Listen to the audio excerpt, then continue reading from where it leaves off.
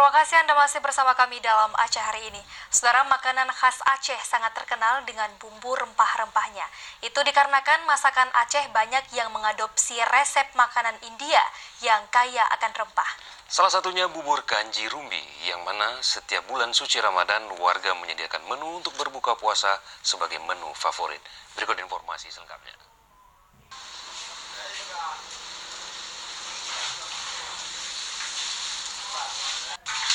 Bubur kanji rumbi khas Aceh menjadi salah satu sajian primadona masyarakat Serambi Mekah ini sebagai hidangan berbuka. Seperti yang terlihat di masyarakat Kampung Jawa, Kecamatan Idiraya, Kabupaten Aceh Timur. Masyarakat Kampung Jawa memiliki keunikan tersendiri dalam menyuguhkan sajian berbuka.